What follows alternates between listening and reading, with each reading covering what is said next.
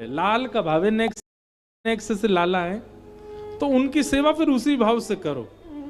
आराम से उठें, खूब चकाचक पावें, खूब आनंद करें, वैसी फिर उनकी सेवा की पूरी व्यवस्था रखो।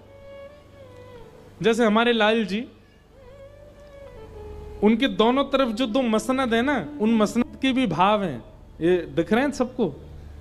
इनके क्या भाव हैं? ये दो मसनद नहीं है, ये यशोदा मैया के घुटने हैं। लाला गोदी में बैठे हैं यशोदा मैया की, तो कभी तो लाला या वाले घुटना पर टिक जाएं, कभी या वाले पर। तो ये दोनों जब ये मसनद उठाई जाती हैं तो इनको भी प्रणाम किया जाता है। क्यों? ये यशोदा मैया की घुटने हैं।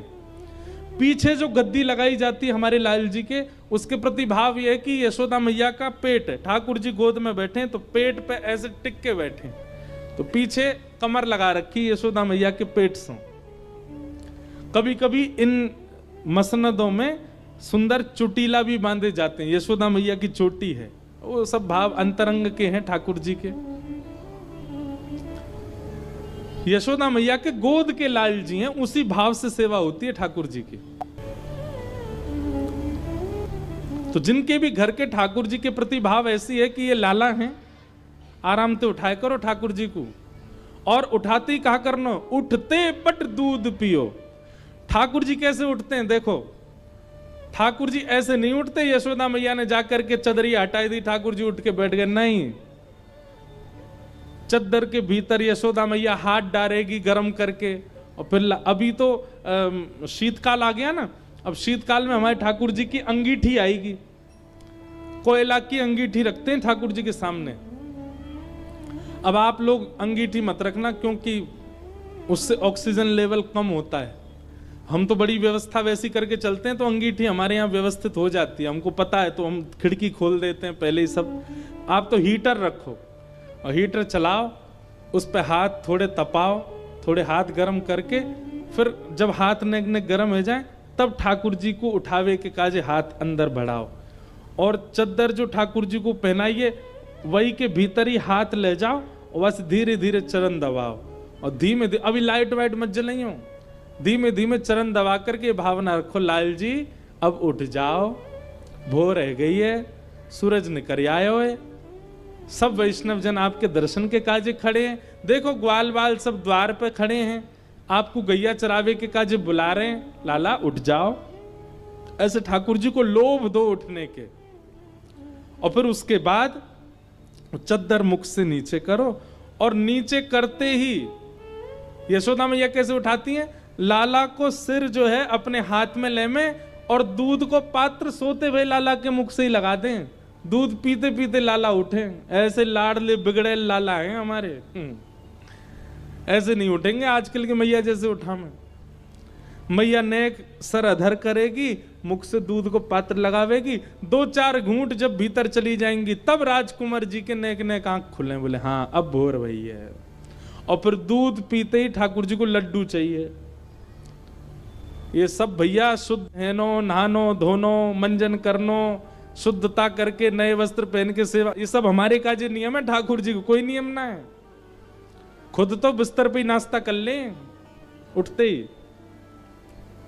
लेकिन ये वहीं हो सकता है जहां भाव की सेवा है, जहां प्रेम की सेवा है, जहां नियम की सेवा है, वहां ये नहीं करना है।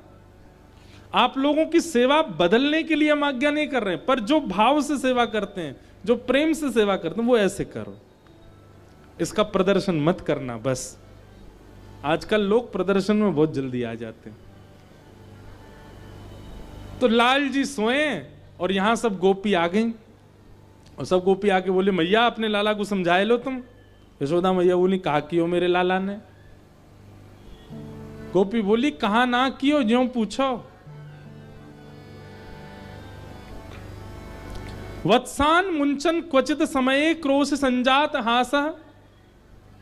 तुम्हारो लाला दूध निकारवे वारो समय होवे वासे पहले आके हमारे बछड़ान को खोल के भाग जाए, सबरो दूध बछड़ा बछिया पी जाए, हमको निकारवे को मिले ही ना है।